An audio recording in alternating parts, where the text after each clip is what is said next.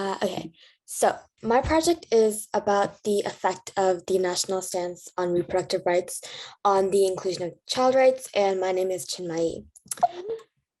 So first, I'm going to be talking about the background, why I became interested in this topic, what the relevance of it is, and then I'll go a little bit into my hypothesis, my methods, my results discussion, and finally my conclusion and implications for future research.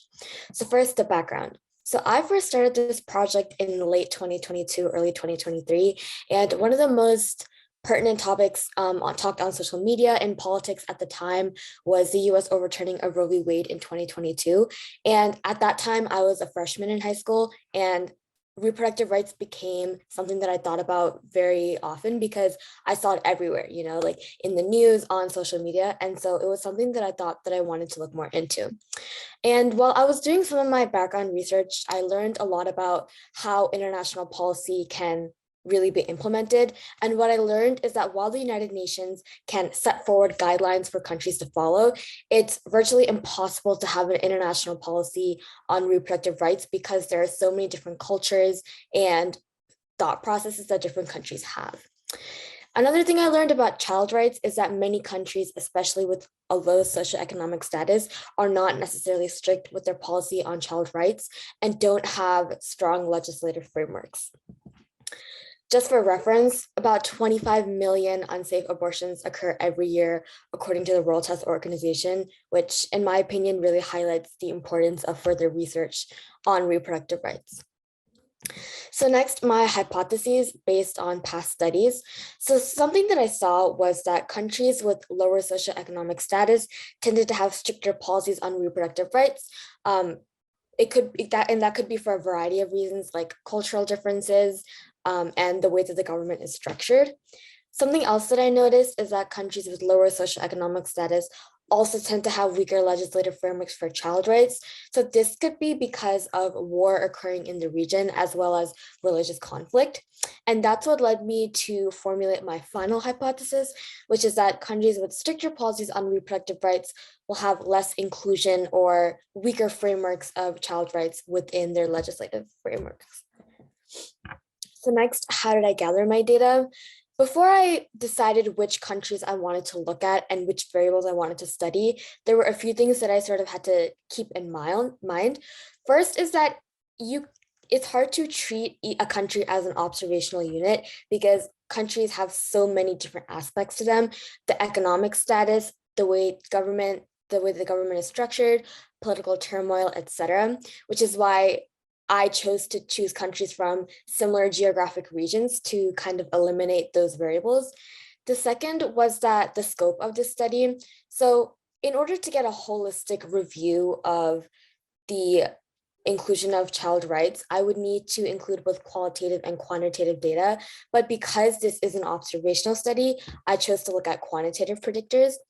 And the last concern that I had was about how recent the data was, because of COVID, a lot of countries and a lot of databases don't have updated data from last year or the year before. So ultimately, I chose to choose my predictor countries by looking at a map, such as this one, which highlights the reproductive rights status of each country. So these can range from offering it in any case based on gestational periods, all the way to being prohibited entirely.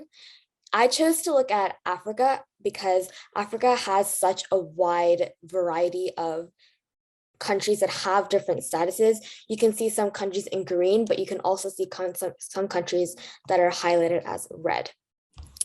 So my response variables were child mortality rates. I collected this data from the World Health Organization, and it's measured in the units of the number of children who have died between the ages of 0 and 5 per every 1,000 live births. I also chose to look at school enrollment rates, which I found from the World Bank. These are in percentages. I chose to look at child labor rates and budget allocation, which are also in percentages. And the final response variable that I chose to look at was the maternal mortality rate, which is the number of mothers who died during childbirth per every 100,000 live births. So my results. So this is a table of raw data of my results. And something that we can notice is that South Africa, which is quote unquote the most liberal country in terms of reproductive policy, had some of the best results. It had the second lowest child mortality rate, the second highest school enrollment rate, the second lowest child labor rate, and the highest budget allocation. So based on this, I was sort of able to support my hypothesis that countries with more liberal reproductive rights had a stronger inclusion of child rights within their legislative framework. That being said, there were some limitations to my study.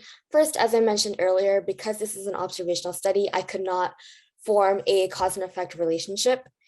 The second was that because my data didn't come from the same year, it was hard to holistically compare them because, things can change even on a year-by-year basis.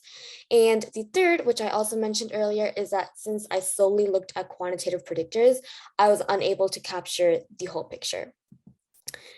However, I think that a stronger cause and effect relationship can be formed if I did a more latitudinal study where I took both quantitative and qualitative predictors in order to come up with a stronger conclusion on whether or not the status of reproductive rights truly can have an effect on the inclusion of child rights within a nation. Thank you. Again, bravo, another great presentation and very timely, very timely.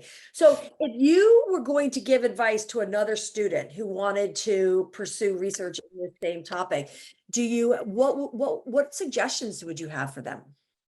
Honestly, what I would say is to just be incredibly organized. Something that I struggled with is when I was trying to find both my case studies, so my countries that I was trying to look at, it was hard to decide which ones that I wanted to really examine because there are so many different factors to look at. Even within Africa, some countries have more political turmoil than others. So making sure that you're staying organized and really eliminating as many confounding variables as you can, I think was most important. Okay. And do you plan to pursue this topic any further? I do actually. So before I formally put my paper out there, I want to do a little bit more research and address some of those limitations that I had so that hopefully I can get stronger results. And in the future, I do want to study international relations. So hopefully this is what I end up focusing on in my career.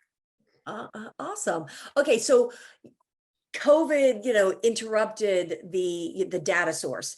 Do you have an idea of like when the catch up will happen that you'll eventually be able to get the data from the same years?